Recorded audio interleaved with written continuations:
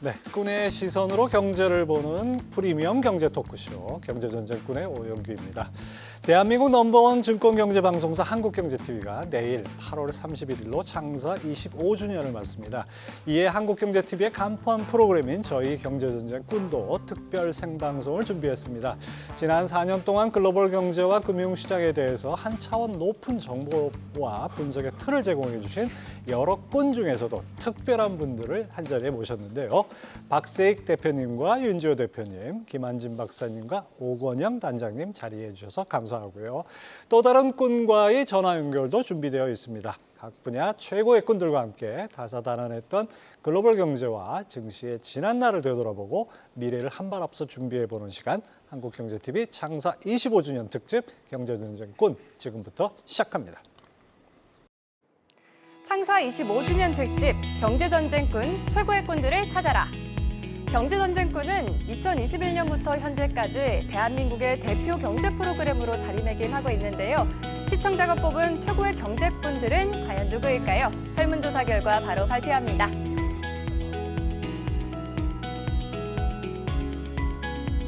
먼저 4위 보겠습니다. 반도체를 주제로 이야기해 주셨는데요. 23년도 팀이 차지했습니다. 노근창 센터장, 송명섭 선임연구위원, 안기현 전무가 아쉽게도 12%의 득표율을 기록했습니다. 이어서 3위도 보겠습니다. 22년도 팀입니다.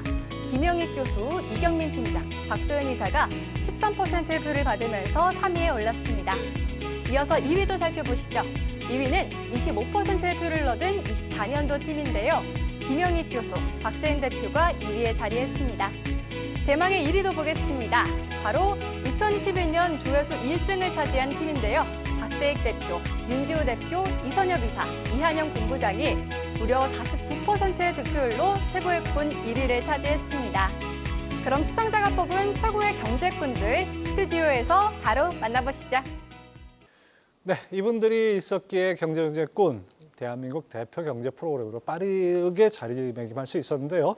우선 윤지호 대표님께 여쭤보겠습니다. 처음으로 100만 조회수를 돌파했던 2021년 4월 방송 이후에 벌써 횟수로 4년이 흘렀는데요. 지난 4년간 우리 경제와 증시 참 많은 변화가 있었습니다. 앞으로 가야 할 길도 멀지만 긍정적인 변화와 성장도 있었던 것 같은데 어떻게 평가하십니까? 21년 4월이라고 그러니까 굉장히 의미 있는 시점이었네요. 그렇죠. 그때가. 결국 우리가 코로나 이후에 결국 증시가 크게 올라와서 많은 주리분들이 시장에 들어오고 기대가 높았었는데 어떻게 보면 21년 이후에 한국 증시를 한마디로 표현하면 그냥 박스 피었다. 박스권에 올랐다. 제가 그림 하나 가져왔는데 그림 1번 보시면 굳이 우리가 밸류 지표를 보면 PBR로 한 0.8배에서 1배 사이를 벗어나지 못했거든요. 동기간 동안에 미국 같은 경우는 상당히 약진하고 글로벌 증시가 올라왔음에도 우리가 왜 그랬나 본다면 결국 두 가지 측면에서 봐야 됩니다. 우리나라가 아직은 글로벌 경기가 버티니까 하방은 제한적이고 상방은 ROE 개선이 막혀 있었던 거죠. ROE가 이제 주시장에 상당히 여는 이슈인데 왜 막혀 있었냐? 두 가지 측면에서 봐야 되는데 하나는 우리가 중국 의존적이었기 때문에 미국과 중국이 갈라쓰는 국면에서 우리 기업의 이익이 제한적이었고 두 번째는 밸류업으로 이걸 극복하고 있지만 그 기간 동안에 소위 거버너 이슈, 지배구조 이슈가 여전히 주주가치에 대한 의구심들이 있었다. 근데 그나마 다행인 거는 첫 번째 전 세계 미중 갈등은 사라지지 않았으니까 그건 제한적인데 그나마 기대 요인은 그래도 이제는 밸류업 프로그램을 비롯해서 그 간걸 좁히려는 노력이 있기 때문에 저는 지난 4년간 박스권에 머물렀지만 결국 지나고 나면 한국 증시의 가치, 주주 가치를 올리는 그러한 힘이 동력이 되지 않을까 이렇게 전망하고 있습니다. 네, 2021년 팀이 1위였는데 그때 윤지호 대표님 되게 젊어 보이십니다. 그러네요. 저도 깜짝 놀랐습니다 보면서. 그다음에 또 박세익 대표님은 또 무려 1위와 2위 동시에 차지하셨는데요. 그 동학개미 스승이란 수식어에 걸맞을 것 같습니다. 자, 동학개미 운동이란 신조어가 생긴 지 벌써 5년이 지났는데 그동안 투자 문화에 어떤 의미 있는 변화 있었다 이렇게 볼 수 있을까요? 네. 5년 전만 하더라도 우리나라가 금융의 문맹률이 1위다. 네, 그렇게 참 서로 자조적인 그런 얘기들도 많이 했었는데요. 저는 지금 단언컨대 전 세계에서 투자자들의 금융 지식 1위는 우리 대한민국 투자입니다. 예. 네, 저는 단언컨대 그렇게 말씀드릴 수 있다고 하고요. 얼마 전에 있었던 잭슨홀 미팅이라든지, 뭐 FOMC 회의에서 이번에 금리 인하를 얼마를 한다든지, CME 패드와치에서 지금 금리 인하의 확률을 어떻게 보고 있다든지, 뭐 이런 금융 지식을 알고 있는 다른 나라 투자자들이 얼마나 될까라고 예. 생각하면요. 굉장히 가슴이 뿌듯하고요. 이런 시장임에도 불구하고 아까 21년 4월 달이면 우리나라 지수가 한 3,100 했었거든요. 그렇죠. 예. 그런데 오늘 지금 종가가 2,674라고 해서 시장 자체가 오르지 못한 부분은 좀 아쉬운 부분도 있긴 하지만 저는 그렇게 얘기합니다. 우리나라 시장은 또 난이도가 굉장히 높은 시장이다라고 말씀을 드립니다. 왜냐하면 우리나라 삼성전자부터 해서 보면 이 시클리컬 기업이 꽤 많습니다. 그래서 우리가 투자를 할 때 펀드 매니저들이 좋아하는 주식은 이 장기적인 성장을 할 수 있는 주식이지 사이클 주식은 아니거든요. 예. 그래서 사이클 주식이 많다 보니까 우리나라에서 투자하시는 분들이 참 많이 힘드시기도 하셨을 건데 그래도 우리나라 시장에 보면 글로벌하게 이제 탑티어로 또 올라서는 기업들이 꽤 많아졌지 않습니까? 예. 예, 그런 부분이 있어서는 조금 우리나라의 시장의 특성과 이 변동성, 사이클에 대해서만 좀 더 우리가 익숙해지면 우리나라 시장에서도 충분히 돈을 잘 벌 수 있는 그런 시장이 되리라고 그렇게 생각하고요. 제가 25년 전에 미국 유학을 갔다가 와서도 항상 우리 한국경제신문에 예. TV에 그때는 한경 와우 TV였었는데 그렇죠. 항상 저의 하루는 한국 와우 TV의 아침 미국 시장 분석부터 시작하고 지금도 한경 글로벌 마켓 예. 아침에 항상 출근하면서 그 방송을 보면서 출근하는데 우리 이 진정한 대한민국의 투자의 길잡이를 이 한국경제TV에서 해주셔서 정말 감사하다는 말씀도 드립니다. 25년 전에 유학 갔다 와서 매일 보셨으면 완전 한국경제TV의 산 증인이시다 네. 이렇게 표현할 수 있겠네요. 자, 지난 4년간 정말 많은 일들이 있었습니다. 뭐 글로벌 경제 금융시장 얼핏 돌이켜봐도 코로나 팬데믹에다가 리오프닝, 그다음에 또 글로벌 인플레이션으로 인한 연준의 긴축과 고금리 장기화, 또 최근엔 피벗까지 여러 가지 이어지고 있고요. AI라는 산업이 정말 이끄는 빅테크 산업에 아주 발흥기도 있었고 여러 가지가 있었는데요. 다사다난했던이라는 말로도 부족한 이런 상황에 대해서 우리 김한진 박사님이 이코노미스트로, 그다음에 또 오건영 단장님은 금리와 환율 전문가로서 어떻게 보셨는지 궁금합니다. 지난 4년 한번 좀 정리를 해주시죠. 네, 말씀 주셨듯이 2020년은 2020년 3월이 팬데믹 아주 피크였죠. 예. 그러니까 딱 4년 전으로 이제 시계를 좀 되돌리면 저는 한 3가지 키워드가 좀 떠오르더라고요. 첫 번째는 돈잔치였다. 예. 유동성을 얼마나 풀었냐면 팬데믹이라는 그 긴박한 그런 상황에서 미국의 M2가 15조에서 22조 달러, 지금 지금 1조 정도 줄었습니다. 한 21조인데 좀 바닥에서 보면 한 50% 증가한 거고요. 그리고 연준의 통합 팽창, 연준의 자산이죠. 자산이 무려 80% 증가했습니다. 지금 조금 줄었는데도 80% 정도 그만큼 증가했고, 돈을 풀었다는 얘기죠. 또 미국의 재정 지출이 2010년에서 2019년 평균 대비 팬데믹 이후 2020년부터 최근 4년간 2배가 증가했습니다. 2배의 규모로 재정 보따리를 푼 거죠. 그래서 한마디로 돈잔치를 정말 원 없이 한 4년이었고, 그러다 보니까 이제 이게 자산 시장으로 흘러 들어오면서 높은 변동성을 만들었습니다. 그래서 변동성을 4년간 이렇게 보면 다 기억하시겠습니다만 시청자분들께서 10년물 국채금리가 2020년에 0%에 가깝습니다. 예. 2.2%, 3%였는데 이게 5%까지 갔다가 지금 4% 조금 못 미치는 상황이고요. 그다음에 주가도 지금 굉장히 많이 올랐죠. 그리고 원달러 같은 경우도 우리 오 단장님이 전문이시지만 1,080원에서 2020년에 1,400원까지 1,440원 찍고 지금 이제 1,320원 정도 된 거죠. 엔달러도 2020년에 100엔이었습니다. 예. 달러당. 이게 160엔까지 갔다가 예. 164엔까지 갔죠, 최근에. 그리고 이제 조금 주춤한데 유가는 어떻습니까? 유가는 마이너스에 기술적으로 들어갔습니다. 팬데믹 때 선물 시장에서 160 배럴당 160달러까지 치솟다가 지금 이제 뭐 80달러 조금 안 되는 이제 그런 상황으로 정말 자산 시장의 화끈한 변동성, 정말 큰 변동성이 어느 자산 구분 불문하고 뭐 코인도 있네요. 암호화폐까지 정말 높은 변동성이 지난 4년간 이루어졌고요. 세 번째 키워드는 좀 차별한 것 같습니다. 예. 주식시장만 말씀드리면 우리나라 시장이 뭐 박세익 대표님 말씀 주셨지만 지금 2020년 초를 기준으로 해서 지금 한 20% 정도 올랐습니다. 나스닥이 지금 94% 올랐고요. S&P 500이 72% 올랐거든요.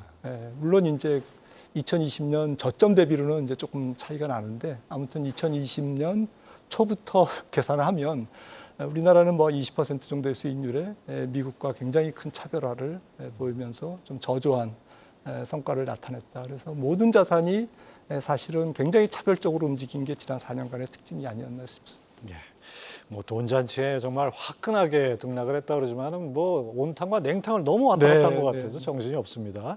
오 단장님, 금리 환율 측면에서 어떻게 회고를 하십니까? 네, 이제 저도 참 방금 전에 말씀해 주신 것처럼 결국에는 역대급 변동성이다라는 생각이 드는데요. 일단 자산 시장만 봐도 주식 시장에서 역대급 하락하고 역대급 상승을 본 거지 않습니까? 2020년도 코로나 때 하락하는 거하고 그 이후에 되감아 올리는 것들도 보면 정말 인상 깊었거든요. 근데 그게 비단 주식시장의 문제뿐만 아니라 외환시장이나 채권시장에서도 나타났는데 말씀해 주셨던 것처럼 0%에 수렴한다, 마이너스 내려간다 하는 금리가 어느새 많이 올라와 있죠. 예. 일본 같은 경우도 30년 국채금리 보시면요. 2010년도 아베노믹스가 시작되기 이전 수준으로 다 되돌아가 있습니다. 그러니까 결국에는 찍어 눌렀다 올라오는 폭이 워낙에 컸다는 게 1번이고요. 두 번째는 환경이 되게 크게 바뀌었는데 2010년대를 지내면서 이제 결국에는 저성장 저물가 요게 이제 저성장 저물가 저금리라는 단어가 되게 익숙했거든요. 다시는 옛날로 못 돌아간다 이랬었는데 거기서 벗어나기 위한 고압 경제라는 얘기까지 나왔었습니다. 근데 팬데믹 이후에 어마어마한 이제 말씀해 주셨던 것처럼 돈을 풀게 되면서 그게 거대한 인플레이션을 만든 거죠. 그럼 우리는 디플레이션에 천착된다라는 생각을 했었는데 인플레이션이라는 새로운 환경을 갑자기 만나게 된 거거든요. 그래서 이제 큰 환경의 변화 속에서 상당히 많은 혼선을 빚지 않았나 그 생각이 들고요. 그런 인플레이션이 만들어낸 게 참 저도 이 단어가 참 신기한데요. 삼고라는 단어였습니다. 그게 결국에는 물가가 높으니까 금리를 올리고 금리가 높다 보니까 환율이 올라가는 그러니까 고물가, 고금리, 고환율이라는 삼고가 나타났던 거고 이 삼고 속에서 우리가 참 힘들어했지 않습니까? 이제 우리는 그 삼고의 또 변곡점을 또 맞이하고 있는 참 어려운 단계인 것 같습니다. 그리고 마지막으로 금리와 환율이 그렇게 바뀌는 상황에서도요. 참 인상 깊은 게 그 많은 분들이 이 매크로 환경의 변화를 캐치업을 하시면서 스터디를 하시면서 따라가시는 거죠. 요즘 그래서 대중 세미나 하다 보면 질문을 받으면 깜짝 놀랍니다. 와, 5년 전에는 절대 나올 수 없는 질문들이 정말 많이 나오더라고요. 그래서 참 저도 이 세상이 참 많이 바뀌었다라는 생각이 들고요. 환경도 바뀌었고 금융시장의 플레이어도 바뀌었습니다. 그러면은 과거의 패턴이 쉽게 먹히지 않는 환경이 만들어지거든요. 그럼 저도 바뀌어야 될 거라고 생각을 하고요. 이번에 잭슨 홀 때 마지막에 그 파월 의장이 그 얘기를 하더라고요. 겸손함을 가져가야 된다라는 얘기하는데 저도 겸손하게 좀 더 많이 배우면서 정해져 있는 미래가 있는 게 아니라 계속 바뀌는 미래에 하나하나 캐치업을 하는 그렇게 바뀌어야 되지 않겠나 그렇게 생각하고 있습니다. 두 분 말씀 들어보니까 정말 그냥 다자다난했다는 정도가 아니라 뭔가 판이 바뀌었다, 차원이 달라졌다 이런 느낌이 듭니다. 자, 이쯤에서 김한진 박사님과 오건영 단장님을 이 자리에 함께 모신 이유도 확인해 봐야겠죠. 저희 캐스터가 시청자 설문에 이어서 또 조사한 게 있다고 하니 두 번째 영상 만나보시죠. 경제전쟁 꾼에서 다룬 글로벌 경제와 증권 시장을 좌지우지한 핵심 주제는 어떤 것들이 먼저 있을까요? 4위 보겠습니다. 4위에는 부동산과 증시 투자 전략, 바이오가 자리했습니다. 각각 5번씩 언급됐습니다. 3위로는 15번 등장했던 반도체와 AI였습니다. 다음으로 2위 보겠습니다. 전기차와 배터리가 17회 언급되며 2위를 차지했는데요. 요즘 전기차 캐즘으로 수요가 둔화하고 있긴 하지만 업황 개선이 기대되는 종목이죠. 2021년 3월부터 2024년 8월까지 가장 많이 언급됐던 주제는 바로 인플레이션과 FOMC였습니다. 총 19번 등장했는데요. 요즘 금리 인하 기대감이 커지면서 기컷에 대한 기대감도 커지고 있습니다. 이 4년간 꾼에서 가장 많이 다뤘던 주제는 인플레이션과 금리, 다시 말해 이 연준의 통화 정책으로 확인할 수 있었습니다.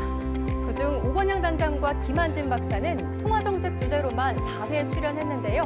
스튜디오에서 자세한 이야기 만나보시죠. 네, 두 분 왜 모셨는지 딱 이유를 아시겠죠? 자, 미 연준의 가파른 금리 인상과 고금리 장기화 그리고 글로벌 금융시장에 미친 영향은 4년 내내 우리 시장을 흔들었습니다.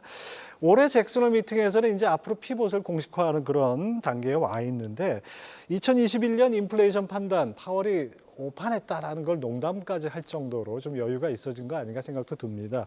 오건영 당자님, 연준이 이만하면 잘한 건가요? 아니면은 저 단장님이 당초 예상했던 대로 가는 건가요? 아니면 좀 벗어난 건가요? 이제 결국에는 그 가장 큰 치부를 마치 웃으면서 농담으로 승화할 수 있다는 건 지금은 좀 여유가 좀 생겼다 그렇죠. 이제 이런 얘기라고 볼 수 있겠죠. 그러니까 저도 참 독특하게 생각을 하는 게 이번 회복은 조금 달랐던 것 같습니다. 참고로 이제 21년도를 돌아보면은 그때 당시만 해도요. 10년 이상 이어져 왔었던 디플레이션 때문에 인플레이션이라는 건 일시적인 것이지 중력은 밑으로 작용하는 것처럼 물가는 밑으로 떨어져 내려갈 거야라는 그렇죠. 생각을 파월 의장도 했고요. 저도 비슷한 생각을 해서 참 많이 저도 혼이 났던 기억이 있습니다.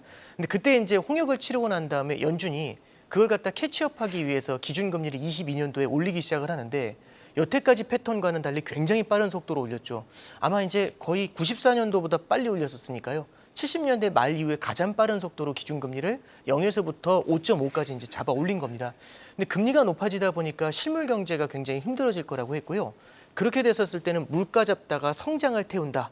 이런 얘기가 나왔던 거죠. 그래서 22년도 하반기를 기억을 해보시면 경기 침체는 거의 따놓은 당상이라는 얘기가 많았습니다. 예. 이게 결국에는 과거에 이제 볼커가 만들었었던 유산인데요. 이런 겁니다. 결국에는 물가를 잡기 위해서 가장 좋은 방법은 경기를 박살내버리는 거거든요. 그러면 금리를 올려가지고 경기가 박살나면 물가를 잡는 하이웨이를 탈 수 있지만 결국에는 경기라는 실물 경기 침체라는 아픈 고통을 받아들여야 했던 거고 22년도 8월 달에 파월 의장이 그거를 받아들이겠다라고 선언을 했던 겁니다. 예. 근데 시간이 지날수록 참 저도 이번 판은 참 다르다라고 생각을 한 게 이번에는 공급 사이드의 조절이 굉장히 유연했던 것 같고요. 또 하나는 연준도 운도 좋았던 것 같습니다. 그래서 이제 계속해서 이제 물가가 안정이 되는데 성장이 둔화되지 않는 거죠. 그건 이제 지금 시카고 연원의 굴습이라는 총재가 있는데 그 지역 연원 총재가 얘기하는 게 이거를 처음에는 우리는 좁은 길을 갈 수 있다라고 얘기하는데 이게 어느 정도 가시화되니까 이게 골든 패스다라고 얘기를 하고 있습니다. 그래서 이제 사실은 그걸 굉장히 많이 비판했던 예전 재무장관인 서머스 장관도 얼마 전에 인터뷰에서는 연준이 굉장히 잘했다는 걸 인정한다 이제 이런 표현을 쓰고 있죠. 그래서 연준이 이제 사실 잘했냐? 그러면 만약에 이게 제대로만 성공을 해준다면은 사실 그린스펀 이상으로 그 연준 의장이 지금 파월 의장이 잘했다라는 얘기를 아마 많이 들을 수 있을 것 같고요. 다만 여전히 경계감은 좀 남아있다라고 봅니다. 그 경계감 중에 하나는 인플레이션이라는 게 지금 3년, 4년간 이어졌습니다. 그럼 인플레이션에 대한 고착화 이슈가 있거든요. 요즘 저도 어떤 대중 세미나 할 때 지금 우리나라 물가가 안정됐습니다 하면 다들 무슨 소리 하다 이러시거든요. 예. 근데 소비자 물가 지수는 2%에 이제 수렴을 하고 있지 않습니까? 그러니까 결국에는 사람들이 느끼는 체감 물가라는 건 기대와 연결이 됩니다. 이럴 때에는 인플레이션에 대한 불안감 있죠. 요거 경계감을 늦춰서는 안 되고요. 두 번째는 자산 시장이요. 금리 인하에 되게 탄력적으로 반응할 준비를 하고 있다는 것. 이런 것들이 어떻게 보면은 남아있는 여진들, 그래서 너무 성급한 승리에 대한 선언들, 이런 것들이 또 다른 실수로 이어질 가능성이 있기 때문에 항상 그렇지 않습니까? 이제 거의 끝났으면 마지막에 딱 10%만 하면 끝나게 되는데 라스트 1마일, 어쩌면 라스트 0.1마일 여기서 조금 더 잘해주는 게 필요하지 않겠는가 그런 말씀드려 봅니다. 그렇죠. 또 이 미국의 가파른 금리 인상과 이런 그 고금리 장기화로 인해서 경기 문제가 계속해서 이슈가 됐었죠. 김한주 박사님, 그동안 하드 랜딩이냐 소프트 랜딩이냐 처음에 이렇게 논란을 벌이다가 그다음에 소프트 랜딩이냐 노 랜딩이냐 이럴 것까지 나왔잖아요. 그러다 최근에 다시 또 무슨 미국 경기가 침체된다 이런 얘기 나오고 다시 또 연착륙 가능성이 제기되고 이제는 좀 안심해도 되는 건지 아니면 아직도 경기를 해야 되는 건지 어떻게 보십니까? 네, 사실은 경기가 어느 날 갑자기 안 좋아진다기보다는 이렇게 선으로 움직이지 않습니까? 선 내지 공간인데 지금 매달 혹은 매주 발표되는 고용 지표라든지 고용 관련 지표를 보면서 사람들이 좀 일비일이하고 또 자산 시장도 거기에 조금 춤을 추는 그런 아이러니가 좀 있는 것 같습니다. 그런데 조금 지난 2020년 이후의 경기 흐름을 보시면 2020년 2월이 이제 NBER이 공식으로 지금 진단한 경기 침체였고요. 한두 달 경기 침체를 짧게 끝내고 바로 2020년 12월까지 이제 회복을 마무리했습니다. 그러니까 짧은 침체와 또 회복, 리커버를 이제 했고요. 그리고 2021년 1월부터 지금까지 뭐 한 3년 8개월간 지금 한 44개월 미국 경기는 확장을 보이고 있습니다. 전 세계 경제가 지난 한 3년 8개월간 확장 국면, 호황 국면을 지금 지속하고 있다. 1970년 이후에 경기 확장의 평균 기간은 한 70개월 정도이기 때문에 앞으로 조금 여유는 남아 있다라고 이제 기술적으로 보고 있지만 조금 곳곳에 경기가 조금 슬로우 다운되는 약간 식어가는 현상은 지금 확인할 수 있고요. 그런 측면에서 저는 미국 경기와 아까 차별화를 말씀드렸는데 전 세계 경기가 앞으로 굉장히 차별화를 보이면서 미국 경기를 중심으로 우리가 얘기를 하는 이런 부분들이 상당히 투자자들로 하여금 혼선과 헷갈리게 만드는 그런 측면을 많이 제공할 것이다라고 생각을 합니다. 그러니까 미국은 가령 이제 내년도에 짧고 가볍게 경기 침체가 지나가더라도 소위 미국의 이웃 나라 거지 만들기, 거지를 꼭 만들기 위해서 만든다기보다는 이제 환율 메커니즘이라든지 아니면 기축통화국의 어쨌든 패권에 따라서 조금 만들어지는 이제 그러한 측면이죠. 경제 메커니즘이 이제 그렇게 돌아가고 있다라는 좀 말씀을 좀 드리고 싶고 그런 측면에서 앞으로 전 세계 경기의 중심은 미국인데 미국은 4차 산업이라는 강력한 툴을 갖고 있으면서 그 기업들이 많은 이익을 벌어들이고 또 그런 기업들이 고용을 일으키면서 뭔가가 다른 미국의 전산업에 낙수 효과를 주기 때문에 미국 경제는 굉장히 좀 순항을 하더라도 혹은 침체가 와도 짧고 가벼운 침체를 가더라도 나머지 나라들, 신흥국 중심으로는 많은 어려움이 저는 예상된다고 보고 있고요. 그런 측면에서 좀 한 가지 더 말씀드리면 세계 교육이 계속 줄고 있어요. 왜 주는가를 봤더니 이게 분업의 패러다임이 조금 바뀌고 있지 않습니까? 이런 것들이 뭐 다음 대선에서 대통령이 누가 될지는 모르겠지만 민주당이든 공화당이든 미국에서 어느 대통령이 되든지 간에 미국 중심의 미국을 위한 그러한 정책이 계속될 가능성이 높기 때문에 전체적으로 미국 경제와 다른 나라 경제의 차별성이 더 커지면서 전 세계 경제가 조금 혼란스럽게 움직일 가능성이 높다라고 생각을 하고 있습니다. 네, 그렇습니다. 자, 요즘 같아서는 정말 우리 원화를 아예 달러 폐거하는 게 더 쉬운 방법이 아닌가라는 생각까지 들 정도입니다. 자, 미 연준의 통화 정책은 사실 미국 경기보다는 증시에 미치는 파장이 더 컸던 것 같은데요. 실제 이 잭슨 홀 미팅에서 파월 의장 얘기 나온 다음에 이제 피봇은 이제 현실화됐다 이렇게 생각하는데 정작 주가는 뜨뜻미지근해요. 이게 미국 그 연준의 금리 인하가 이미 시장에 다 반영된 건지 아니면 앞으로 또 어떤 변화가 있는 건지 윤지호 대표님 어떻게 보십니까? 우리가 과거 사례를 보면 금리가 올라갈 때 증시가 나쁘지 않았고요. 미국이 연준이 금리를 낮추면 오히려 혼란이 컸었습니다. 이번에도 큰 차이는 없는 것 같고요. 왜냐하면 우리가 금리라는 게 기본적으로 유동성도 의미하지만 사실 주식 투자자 입장에서는 경기를 의미하거든요. 금리가 내려간다는 건 결국 경기가 좀 불안하다는 느낌을 가질 수 있고요. 그래서 제가 그림 하나 보여드리면 세 번째 그림인데 제가 이제 굉장히 신뢰하는 게 물론 항상 똑같이 반복되지는 않겠지만 과거에도 장당히 금리 역전이 딱 나오면 그때 아마 여기서도 얘기했던 것 같아요.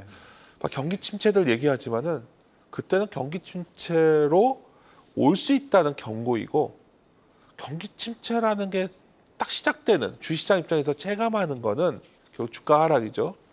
그거는 오히려 장단기 역전이 해소되면서 해소가 어떻게 되냐면 단기 금리가 내려오면서 연준이 금리를 낮추면서 나왔었다는 거죠. 사실 이런 사례가 과거에 반복적으로 나왔기 때문에 최근에 보면 오히려 며칠 사이에 거의 2년과 미국 제2년과 10년의 금리 차가 거의 이제는 정상화되고 있거든요.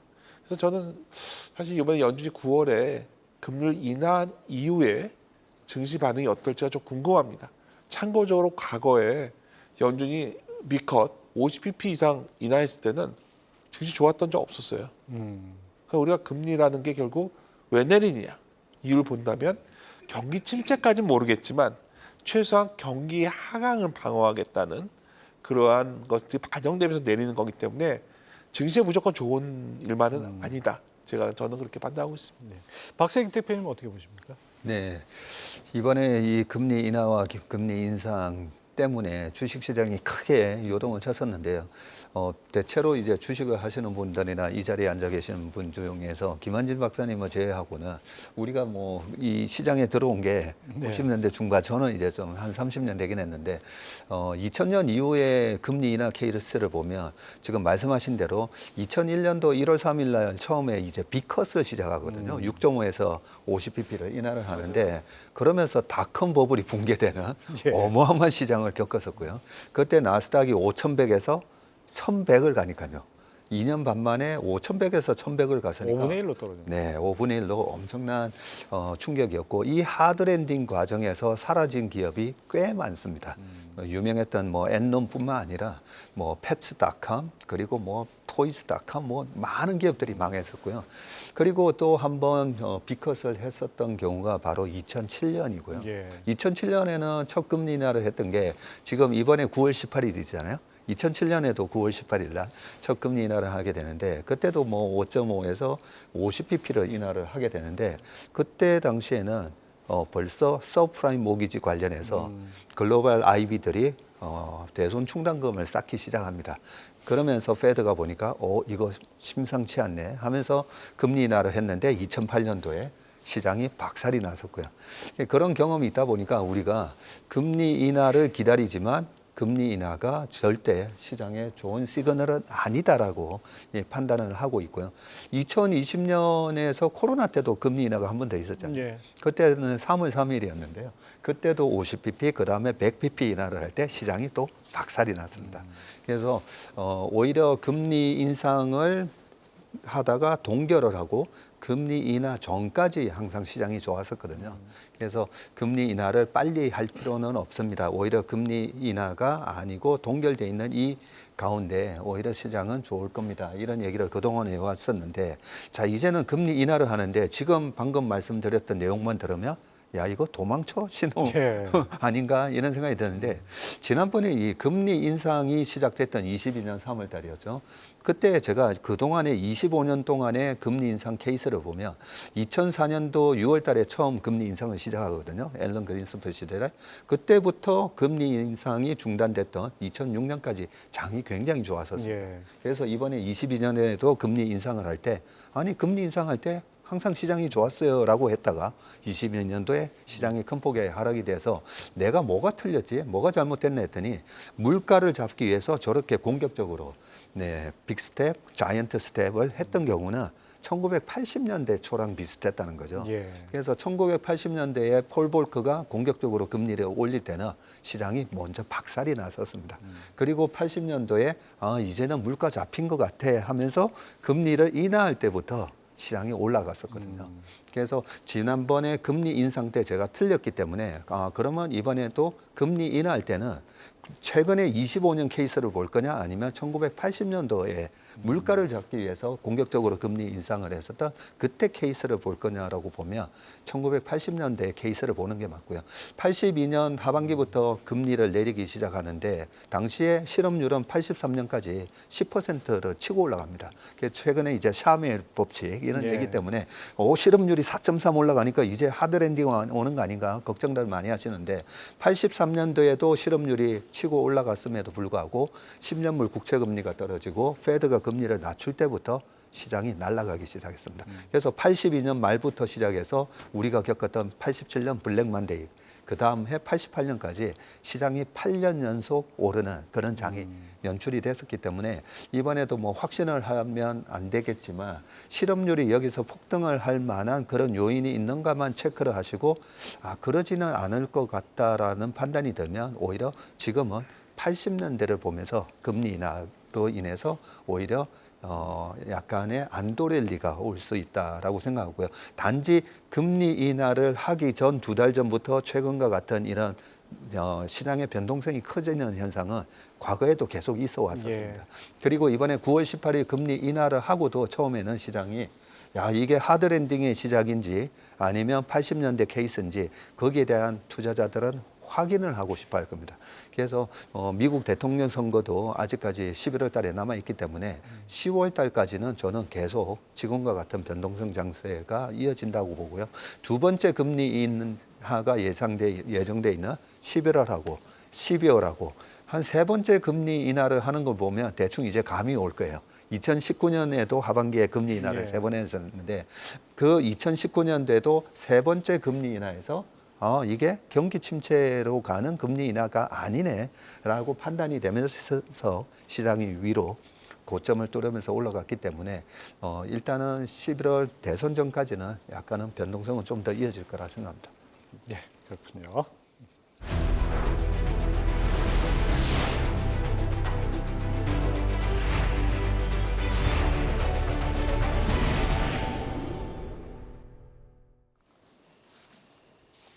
네, 이번 주에 있었던 엔비디아의 2분기 실적 발표는 어느 때보다 시장에 관심이 쏠린 이벤트인데요. 이번에는 잠시 반도체 전문 꾼과 전화 연결을 해보겠습니다. 노은창 센터장님 안녕하십니까? 네, 안녕하십니까? 예, 우리 시간으로 29일 새벽에 있었죠. 실적 발표. 시장 예상치는 충족했지만 시장의 기대치를 뛰어넘지 못했다. 이런 평가가 나오는데요. 이번 결과 어떻게 분석하고 계십니까? 저는 2분기 실적보다도 3분기 가이던스가 더 중요한 것 같고요. 3분기에 이제 325억 불 가이던스를 줬고, 그 중에서 아마 데이터 센터를 구분하진 않았지만, 저희가 추정하기로는 데이터 센터가 한 286억 불 정도 GPU 매출이 나오면, 지난 3분기부터 계속 이제 40억 불씩 증가를 했는데, 이번 3분기는 25억 불 증가를 합니다. 그래서 전체적으로 그런 성장률일 수도 있지만, 핵심이 되는 데이터 센터 GPU 매출액이 어쨌든 증가 폭 자체가 좀 현저하게 좀 줄다 보니까, 이런 부분이 시장의 우려로 작용한 것 같고, 두 번째는 이제 젠슨항이 이제 그 포토 마스크를 수정을 했다고 얘기를 했습니다. 그래서 마스크를 변경해서 블랙엘이 조금 바뀐 버전이 연말에는 공급이 될 거고요. 기존에 칩넷에서 싱글 다이 형태의 제품이 나올 때 과연 이거는 이제 제때 나올까에 대한 좀 의심도 일부 있는 것 같아요. 그래서 시장에서는 이제 계속해서 그 이상의 결과를 나온 엔비디아가 지금 당장 실적보다도 향후에 나올 실적의 핵심 제품이 우리가 보통 반도체 제품이 단기간에 수정이 있으면 수정해서 잘 나올 수도 있지만 또 여기서 생기는 또 일시적인 불확실성이 나오는 경우가 과거에 많았기 때문에 아마 투자자들은 이 부분을 우려해서 좀 더 엔비디아에 대해서 조금 더 리스크 관리를 하지 않았나 그렇게 저희는 평가하고 있습니다. 그렇습니다. 워낙 기대치가 높아지다 보니까 이제는 웬만한 실적 갖고는 만족을 못하는 그런 상황이 된 것 같습니다. 자, 실적 발표 후에 엔비디아 주가가 좀 부진하면서 우리나라 반도체 주식들도 좀 상당히 지지부진합니다. 이런 상황이 단기간에 끝날까요? 아니면 좀 장기화될까? 이것도 궁금합니다. 저는 엔비디아를 볼 때 기본적으로는 이제 대안이 없는 가속기 회사라고 봅니다. 그래서 엔비디아의 제품이 어떻게 보면 엔비디아의 지금은 발목을 잡은 거거든요. 근데 블랙엘이 이제 수정본이 나와서 올 연말에 나오고 그리고 실제로 내렸던 제품은 아마 내년 1분기 후반에 낼 것 같은데 결과적으로는 이제 블랙엘이 이제 이후에 로드맵을 좀 더 봐야 됩니다. 루빈이 이제 2026년 3나노로 나올 건데 어쨌든 저희가 봤을 때는 블랙엘 이슈는 저는 단기적인 이슈고 오히려 엔비디아도 이번에 좀 정말 제품 개발에 대한 완성도를 높이면서 그래서 2026년 루빈부터는 그런 어떻게 시행착오는 좀 적을 것 같아요. 그래서 저희가 우리나라 기업들이 메모리 반도체다 보니까 올해 실적, 내년 실적 저희는 다 좋게 보지만 결국은 이제 실적의 피크가 언제일까에 대한 고민들이 제일 중요한데 어쨌든 이 루빈이 이제 좀 더 개선된 제품이 26년에 나온다면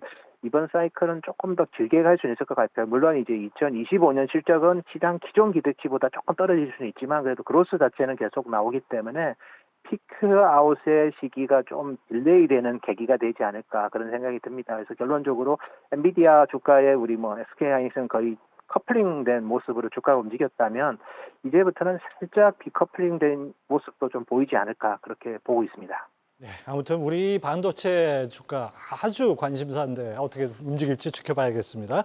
노은창 센터장님 시간 내주셔서 감사합니다. 네, 감사합니다. 네. 자, 이번 엔비디아 실적에 시장이 이렇게 초미의 관심을 보이는 건 아무래도 최근에 불거진 AI 거품론 또는 AI 정점론과 연관이 있을 것 같습니다. 이 윤지호 대표님과 박세익 대표님 두 분께 좀 여쭤보고 싶은데요. AI 정점론 또는 거품론 이 부분 어떻게 보십니까? 결국 방금 엔비디아 얘기했는데 엔비디아는 자신의 GPU를 판매할 때마다 돈을 벌죠. 예. 마진이 70%가 넘습니다. 정말 세계 세상에 이런 장사가 어딨나 네, 싶죠. 세계 시가총 2등이죠. 뭐 이거에 대해서는 고민할 여지가 없는데 이 칩을 구입하는 회사들은 그게 바로 KPX라고 합니다. 그거를. 그래서 제 그림에 보면은 제가 그림을 갑자기 생각이 4번 그림에 넣어놨는데 이 그림이 약간 영어로 적혀 있지만 매우 많은 걸 시사합니다. 이걸 구입한 회사들은 어마어마하게 돈을 쓴 거죠. 그래서 지금 이렇게 투자를 하면 나중에 이 시장이 커지면서 돈을 회수할 거다. 저게 약하게 파란색 선 보이는 게 결국 KPX 자본 비용을 저렇게 많이 지출을 했는데 여기서 고민이 생긴 겁니다.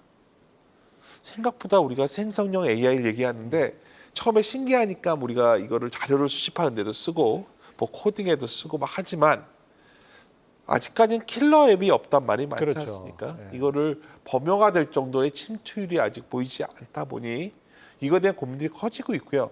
특히 최근에 아까 노구찬 센터님 제가 굉장히 좋아하지만 아까 많은 반도체 애널리스트 분들이 이 사이클이 연장될 거다 얘기를 하고 있는데 사실 엄밀히 말하면 내년 1분기면은 반도체가 픽아웃을 합니다. 단기. 그리고 최근에 반도체 D램 재고를 보면 AI 노트북 수요가 많을 거니까 재고를 미리를 많이 쌓아놨거든요. 그러니까 제가 드리고 싶은 여지는 길게 보면 이쪽 시장이 크게 열리겠지만 당장은 돈을 쓴 만큼 회수가 안 된다. 다른 말로 하면 우리가 투자한 만큼 돈 못 만들면 그게 버블이거든요. 그렇죠. 예. 그리고 돈을 만들어내면 그만큼 더 올라갈 수 있는데 투자해도 돈을 못 만들어내는 상황이 내년에 벌어질 것 같고 투자한 기업들은 내년에 뭐가 나오는 거냐면 결국 투자한 돈에 대해서 비용을 처리해야 됩니다. 그게 결국 그 M7 기업들에 대한 고민거리를 좀 키우는 요인이었고 최근에 주식이 두 번의 충격으로 다가왔는데 첫 번째 충격은 결국 M7의 충격이었거든요. 예. 그 다음에 경기 침체 우려가 나왔던 건데 그 촉발점은 바로 투자에 대한 이 투자가 정당화될 거냐 이 고민이 있었고 아직 그 논란은 끝나지 않았다. 저렇게 보고 있습니다. 네, 그렇습니다. 여기 설상가상으로 이제 수익도 수익이지만은 과거 역사를 보면 이제 새로운 산업이 성장하는 초기에 꼭 규제가 나옵니다. 기존 안전성 규제가 또 이번에 캘리포니아 주 의회에서 또 제기가 됐는데요. 안전성을 검증하는 규제 법안을 통과시켰다고 하니까 일론 머스크도 이 법안을 지지하고 나섰다. 이런 보도까지 있었습니다. 김한진 박사님, 이런 움직임이 AI 산업과 관련 기업 주가에 아무래도 좀 부정적인 영향을 미치겠죠? 네, 아무래도 그렇겠죠. 그런데 이걸 뭐 좀 단기적인 것과 장기적인 걸로 좀 구분해서 봐야 되지 않을까 싶고요. 단기적인 것은 뭐 지금 윤 대표님 말씀대로 조금 주가 측면 혹은 뭐 정말 사이클 측면 그리고 엔비디아의 너무 시가총액이 팽창함으로써 생긴 부담 뭐 이런 것들로 접근해야 되는 부분이고요. 그렇다고 AI라는 산업 자체가 조금 규제나 이런 것들이 나온다고 저항을 받을까라는 부분들에 대해서는 저는 조금 아니다라고 생각을 하고 있습니다. 지금 뭐 전체적인 중장기 시각에서 보면 1990년대 중반부터 한 2000년 언저리, 닷컴 버블 언저리부터 시작된 4차 산업혁명, 그러니까 콘트라티에프 파동으로는 6차 파동에 해당되는데 이게 저는 한 2040년에서 50년까지 지속될 것으로 생각되거든요.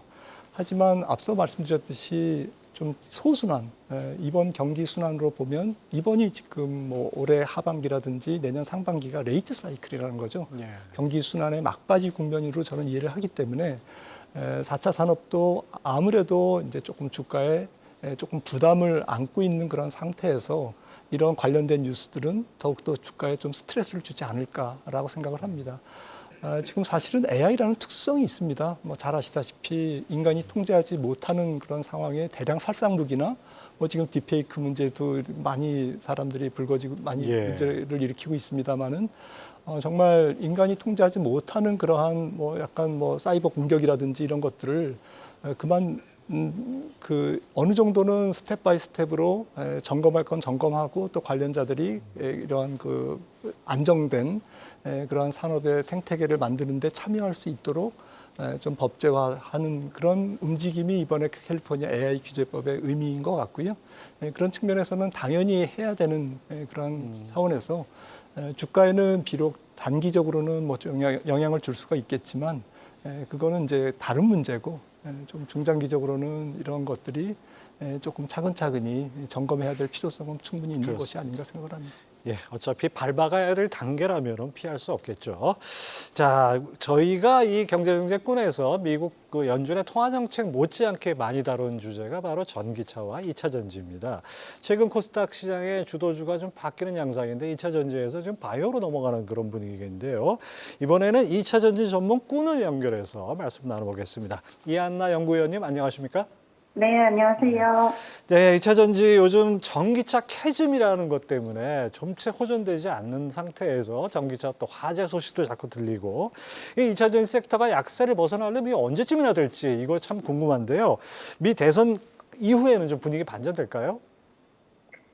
사실 뭐 캐즘 이야기들 많이 하시는데 캐즘을 벗어나기 위해서는 제가 보기에는 소비자들이 이제는 전기차를 통해서 새로운 흥미거리를 좀 찾아야지만이 캐즘에서 벗어날 수 있다라고 저는 보고 있어요.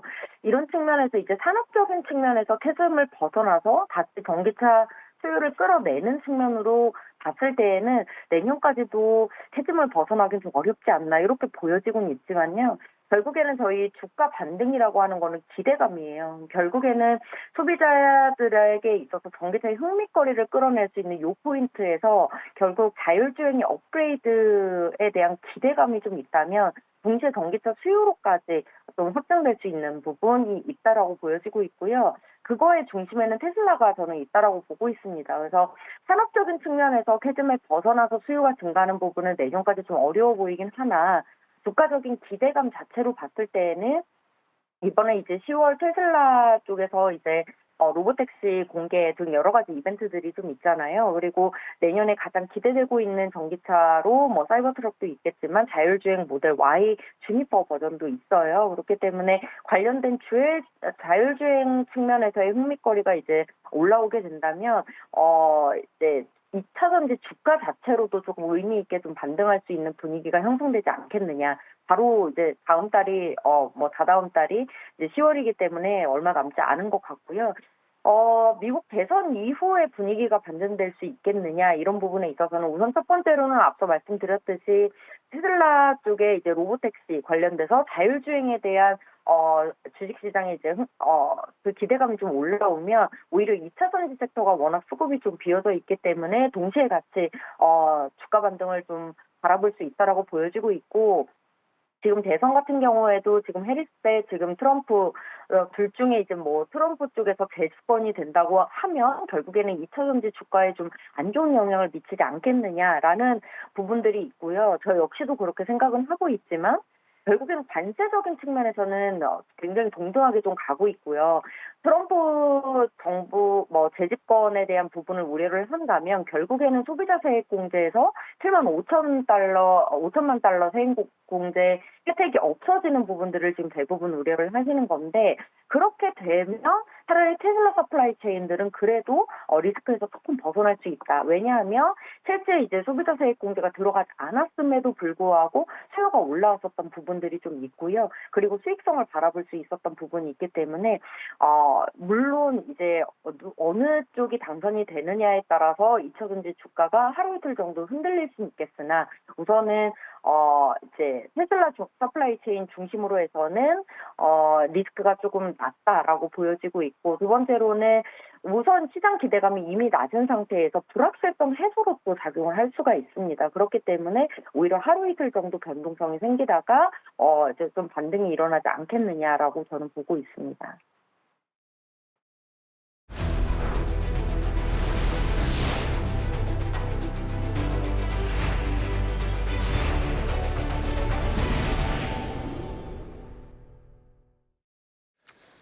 네, 연준은 피벗을 하게 되는데 이 관련해서 한은 금통이 어떻게 할지 참 궁금합니다. 지금 뭐 지난 8월 동결 이유만 들어보면 10월에도 내리는 게 어렵지 않은가 이런 생각도 드는데요. 오건영 단장님 어떻게 보십니까? 네, 결국 이제 이번에 금통위에서 시그널이 명확하게 나온 건 첫 번째는 이제 한은 총재 코멘트 중에서 이런 게 있었죠. 결국에는 물가하고 성장만을 바라보면 기준금리 인하에 대한 시그널이 열렸다. 이제 이렇게 얘기를 했는데요. 물가하고 성장 말고 또 보셔야 될 게 결국엔 금융 안정입니다. 금융 안정도 사실 두 개로 나눠지거든요. 하나는 대외적인 금융 안정, 하나는 내적인 겁니다. 대외적인 금융 안정은 미국과의 금리 차인데 다행스럽게도 사실 9월 달에 사실 기준금리 인하를 시사한 거나 다름없어서 미국발 이슈도 없다라고 하면은 사실 대외적인 금융 안정도 오케이 사인이 들어온 겁니다. 그럼 기준금리 인하를 하면 되는데 마지막 문제가 대내적인 금융 안정입니다. 이 대내적인 금융 안정의 중심에는 가계부채가 있고요. 그 가계부채의 앙등을 가져오는 가장 큰 중심에는 결국에는 이제 수도권의 이제 부동산 가격이 있습니다. 수도권 부동산 가격이 기준금리 인하를 선반영을 하면서 이게 호재가 되면 부동산 가격이 오른다. 그래서 빚을 내서 집을 사는 이른바 이제 가계부채하고 주택 가격의 급등 이 두 가지를 이제 동반하는 경향이 생깁니다. 이렇게 되면 하는 입장에서도 굉장히 골치가 아프거든요. 경기를 보면 낮춰야 되는데 수도권 부동산 가격을 보면 올려야 됩니다. 기준금리를. 여기서 이제 굉장히 좀 고심이 많이 되는데 이번 총재 코멘트에서 저는 되게 중요한 얘기가 나왔다고 보는 게요. 좀 어려운 말씀이지만 금융 안정을 고려한 중립금리는요. 그렇게 고려하지 않은 중립금리보다 높아야 될 것 같다. 이런 얘기를 합니다. 이게 결국에 무슨 얘기냐면 부동산을 감안했을 때는 기준금리를 아무래도 좀 많이 못 낮추지만 결국에는 부동산을 감안하지 않으면 많이 낮출 수 있다는 얘기거든요. 그러면 결국에는 여기서 핵심은 하느니 기준금리를 인하하더라도요. 시장이 기대하는 것보다는 적게, 시장이 원하는 것보다는 적게 그렇게 기준금리 인하에 돌입하게 되지 않을까 생각하고 있습니다. 네, 그렇습니다. 자, 이제 본격적으로 피벗 들어가고 금리 인하 시작되면 뭐 금리, 환율, 증시 다 변동성이 강해질 것 같은 예상이 됩니다. 자, 이 주식 투자에서는 어떤 산업, 어떤 섹터가 좋을지, 그다음에 채권이나 금이나 뭐 다른 자산들은 어떻게 할지 저희 초창기 꾼에서 많이 여쭤봤던 거죠. 꾼의 픽 한번 여쭤보도록 하겠습니다.